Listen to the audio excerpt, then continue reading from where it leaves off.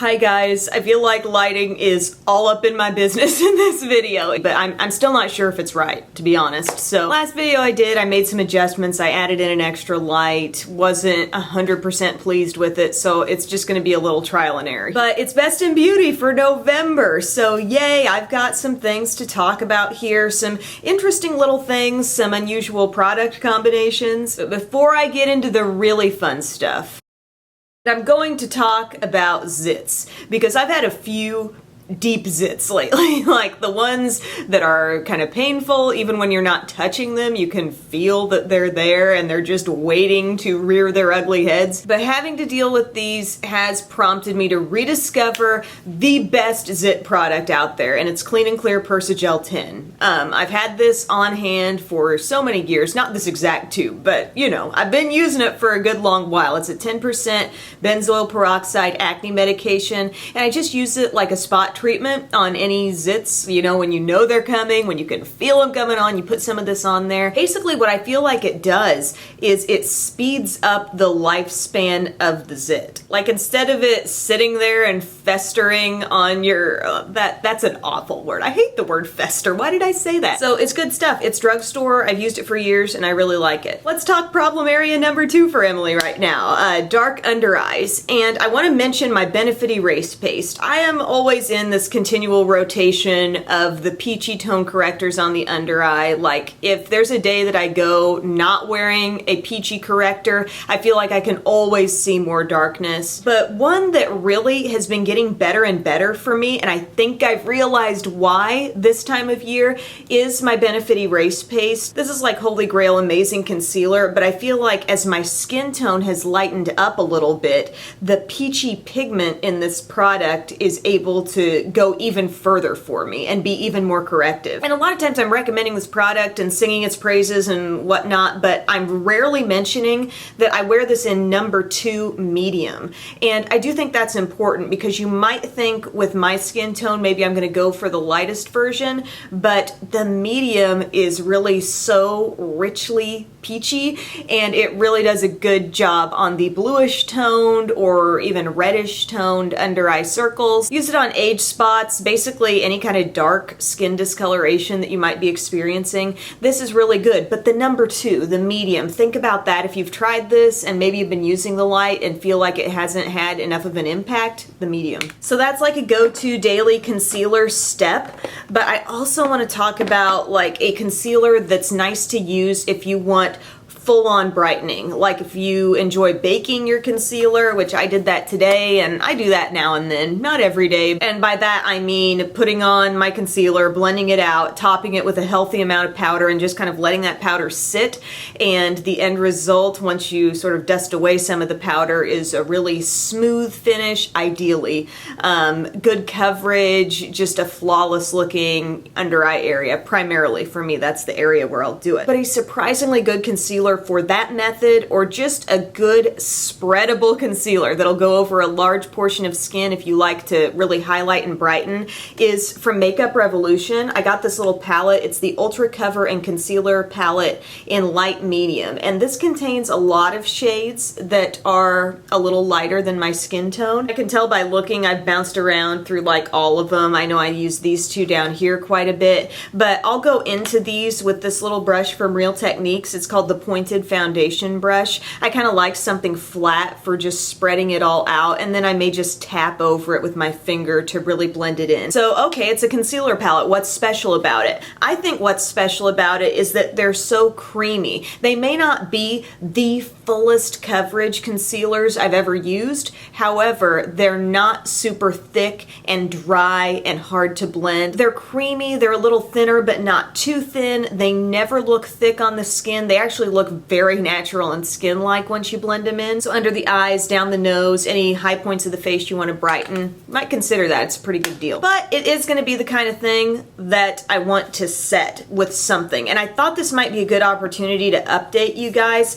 on the By Terry Hyaluronic Hydra powder, my super expensive loose setting powder type product that has like hyaluronic acid microspheres that are going to erase all your lines and your pores pores and just make you look super flawless. They say, I've used this in so many ways, and I told you when I first bought it that I was struggling with the best application method. It's truly the lightest weight powder I have ever owned. It goes airborne so easily. Sticking any kind of brush into this, I feel like really makes it go poof, and I feel like I'm just wasting powder, but just next level light and silky. And so when I was first talking about this, I got a lot of great suggestions from you guys in the comments section for how to best apply it and control this powder.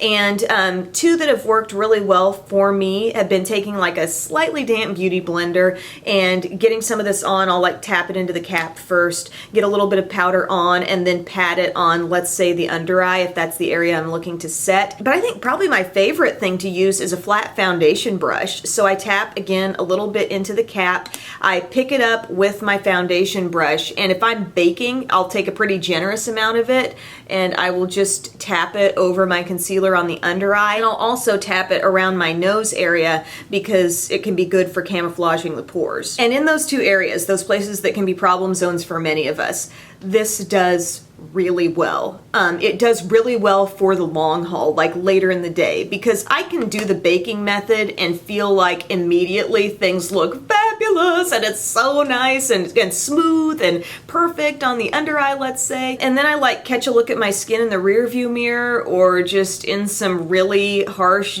daytime lighting, and I'm like, you know, like I don't like that look. I can just start looking crepey and bad, and this looks so fresh. I was honestly shocked. It really does kind of fill the lines, and I'm a very facially expressive person, especially when dealing with a baby. You know, I'm scrunching my face all over, and I was so surprised at how well this did over fine line areas in the under eye. Also really great around pores in the nose area and sides of the nose. So this does seem to be delivering on some of its claims, and I have been using it, like I said, so much here. But now what this is kind of making me want to do is go back to some similar powders that I have that are a little less pricey and maybe do some side-by-sides and see how well they do later in the day. A couple things about this powder. This does not add coverage. This does not also add brightness. Sometimes that's what people want with a powder, like if they're doing the baking method or just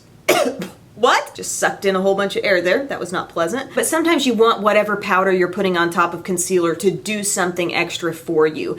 And with this, the two things that I think it does are, number one, it smooths out any tacky finish that you have, so it really makes your skin feel nice and silky. And it also lessens the look of any uneven texture. If you've got little bumpies and lines on the under eye, for example, large pores, things like that, it lessens the look of those things, but it's not going to add coverage and it's not going to really brighten. In those respects, it really is like a true translucent powder. It doesn't go on your skin looking white. Rediscovered thing, Revlon Skin Lights. I remember doing a happy dance when these were like re-released, was it a year or so ago? And then they kind of worked their way into the back of my highlight drawer and didn't come out to play for a while, but they're back now. Peach Light is kind of my main man right now, but I also have Bare Light. Bare Light is something that I'll use more on tops of the cheekbones. It's very subtle. These aren't like shimmery, super sparkly, but they just add a nice little bit of glow. While Bare Light is subtle, it creates a little bit more of a contrast with the skin. But Peach Light, the way I like to use this,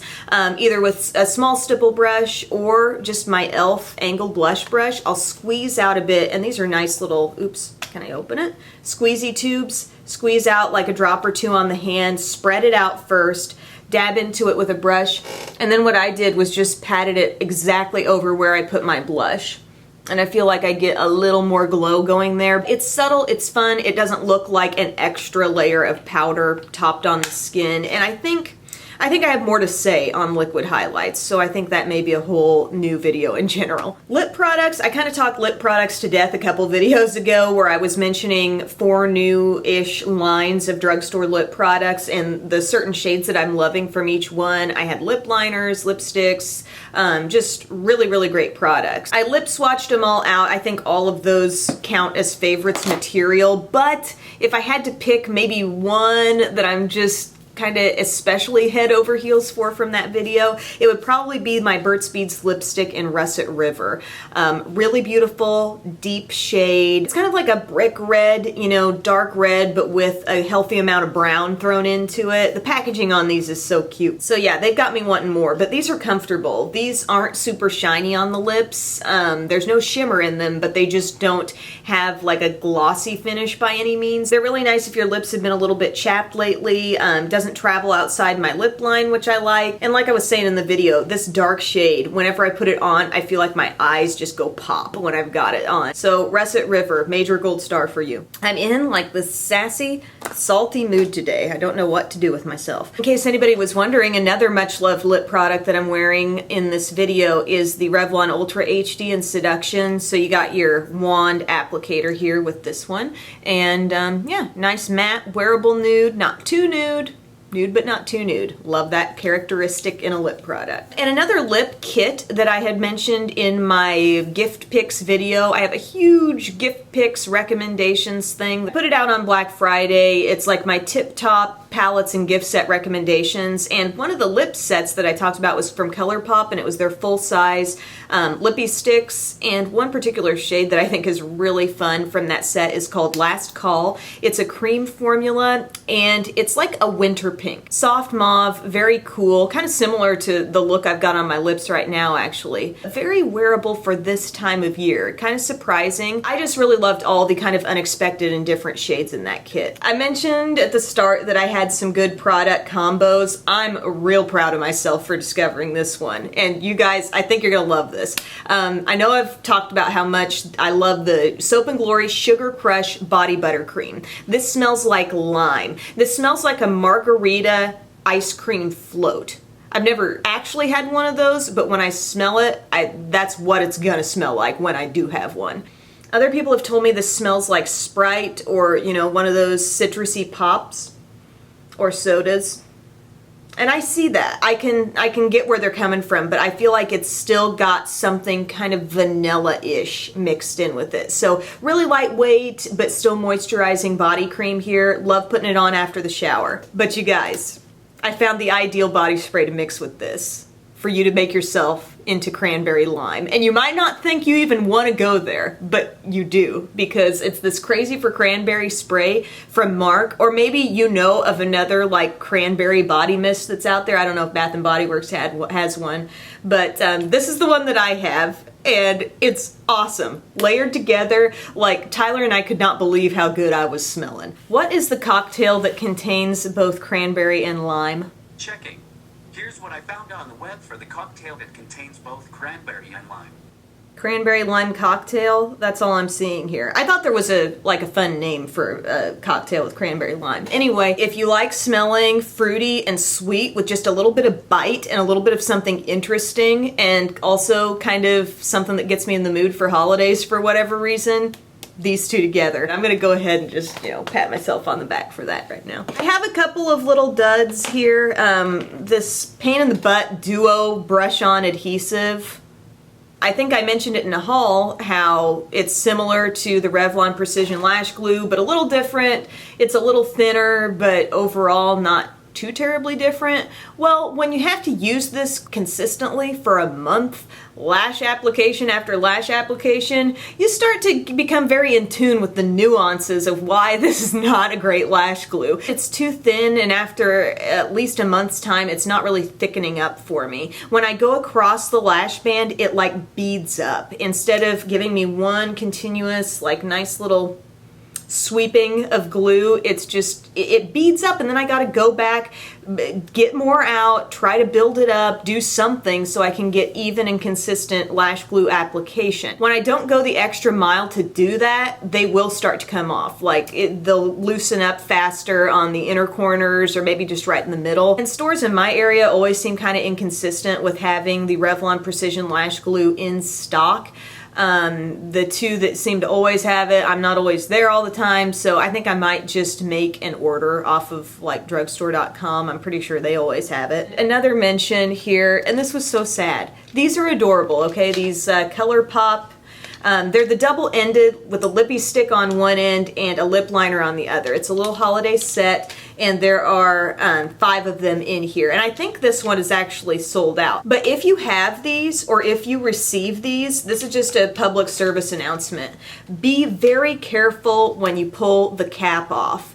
Especially on the liner side. On several of these, I could tell that the little liner stick, the little lip liner stick, was loose in the product. And I thought, okay, I'm gonna have to be careful or that's gonna fly out. Well, time passes, a few days go by, and I'm forgetting to be careful. I take this cap off, I go whoop, and the liner, I still haven't found it. The whole stick of liner, I mean, I can twist up nothing. It's completely gone out of this one. This happens to be the shade called Tootsie. I looked, I didn't know if it flew into a box or a bag or if it's somewhere on the carpet just waiting to get ground into the floor by a toddler or a cat or a human.